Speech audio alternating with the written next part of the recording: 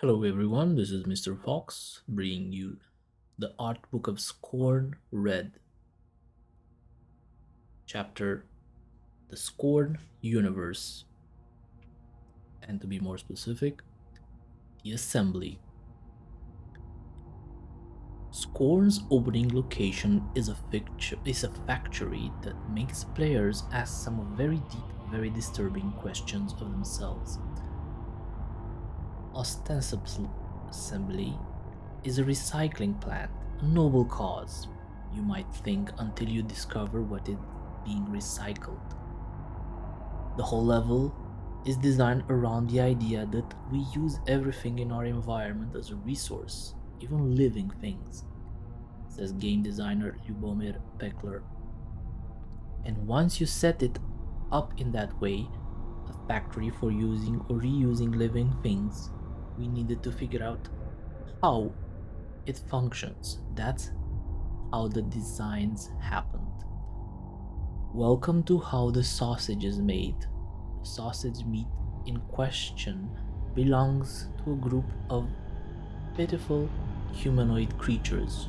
More on them on later. Page 1 for 130. And it was concept artist Philip Akovich's job to detail how the factory level, referred to internally as the assembly, would be established to harvest their bodies on an industrial scale. Everything from these creatures' birth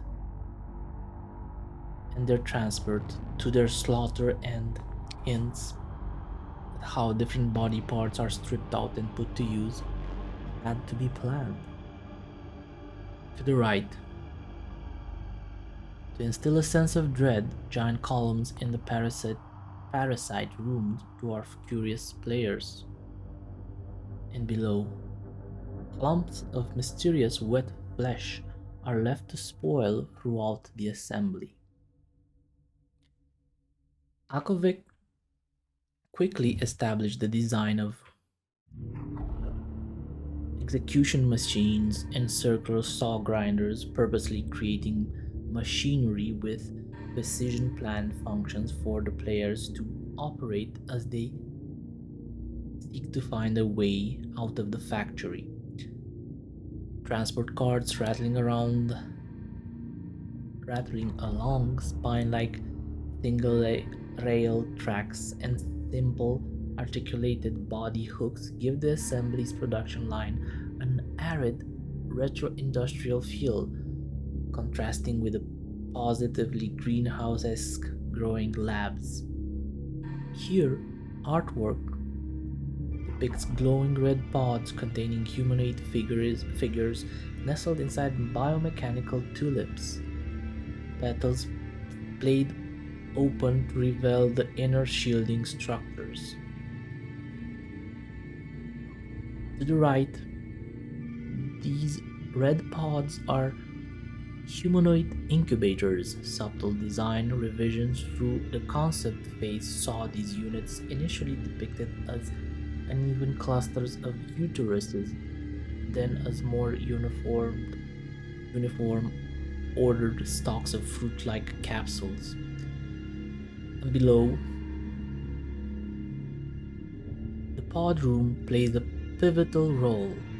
Player must gather fuse coils from across the assembly layout in order to interact with the central pod stack, unlocking a key for progression as the reward. Pod house ceilings are smeared with thick amniotic fluid, rivulets coursing down the walls. Flying drones busily tend to parasite rooms, misting the atmosphere to hydrate the monolithic tissue towers found beneath the branches of a sinister giblet tree. To the right and below, repetition of shapes and style is a deliberate decision to help build a cohesive world, while different locker concepts test bespoke opening mechanisms Their outline all mirror the tall cylindrical tissue towers present in the parasite room. It is at the bottom.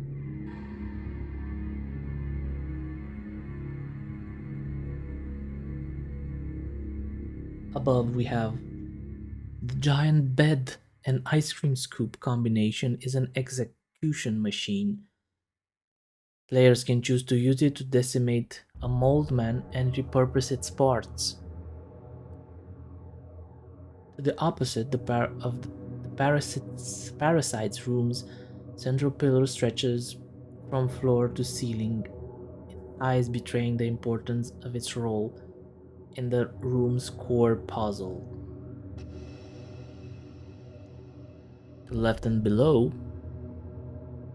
the assembly's operable industrial machinery is designed to look retro and analog. Fittingly, the factory itself appears constructed from recycled bodies, making it feel like a living place all of its own. In a horrific ode to the concept of wallpaper, concept art reveals hallways flanked with hanging tapestries of stretched skin. The building's windows eschew glass for taut layers of organ membrane with surrounding frames and consoles made from polished and reassembled bone. If any living being built this place, they were surely osteologists, not architects. The center of it all is the factory's literal heart. Outwardly, it appears to be more a refinery than an organ, diseased atria and ventricles wrapped in a chaotic tangle of mechanical arteries designed in part to pump fear and distill cruelty around the factory's many capillary hallways. When players venture inside, its true nature is revealed. The heart doubles as a junction of walkways granting access to the factory different levels from one central point. Above we have players navigate the inner chambers of the heart junction by extending and retracting enclosing hallways. Below we have flying fertilizer drones emerge from valves to tend to the parasite room.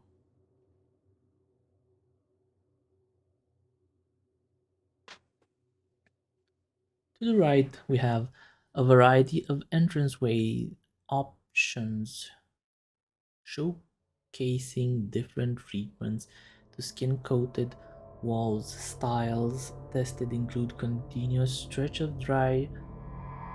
of dried flesh pulled taut over the structure's underlying skeleton as if vacuum formed case and multi-layered plates of unevenly hacked skin overlapping like horrific wallpaper.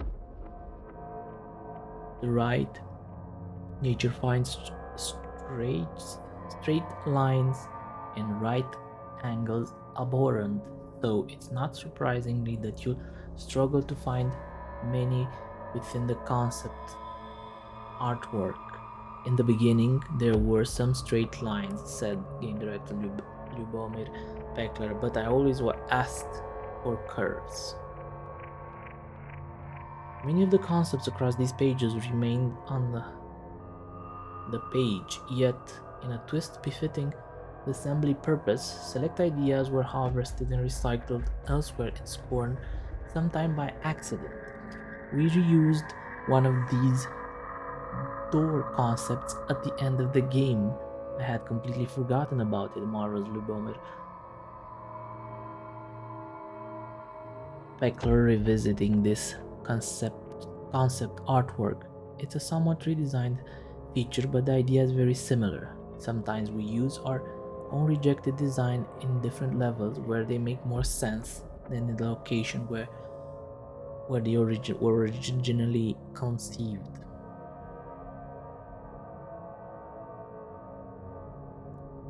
To the right, we have ribcage lift platforms rattle upwards and downwards along spinal columns.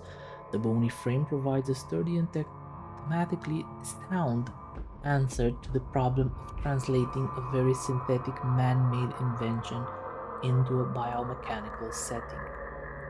Below, we have early iterations of the lift. It took a more artificial approach to both platform and mechanism and design. Concealed tracks and smooth surfaces didn't hint at any organic apparatus at play.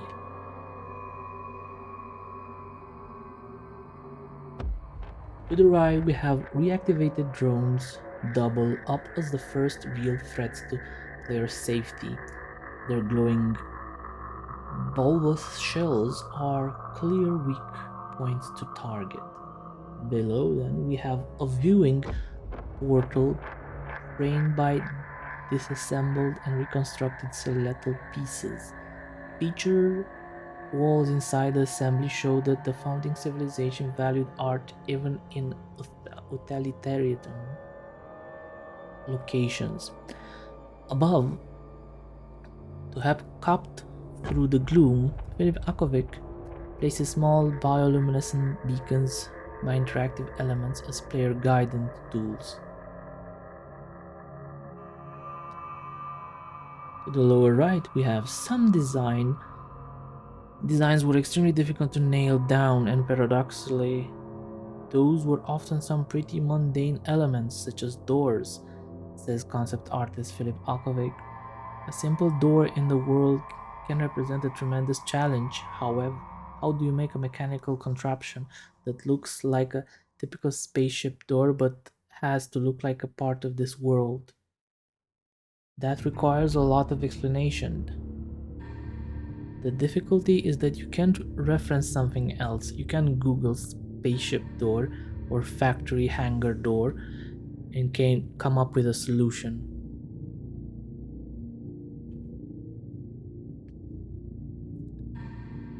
To the upper left, we have this mysterious monolithic shape of unknown purpose appeared in Scorn's first ever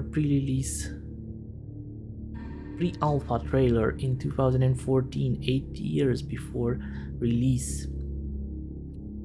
To the below left, we have the elevated control room in the middle of the assembly. The assembly's main chamber offers an unobstructed 360-degree view of the factory floor.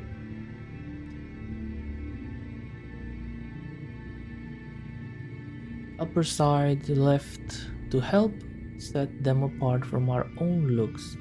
Scorn's humanoid faces all share unrecognizable perioral features. Below, pressing machines flank the assembly side corridors, suggesting heaving production lines of workers at some point in the distant past.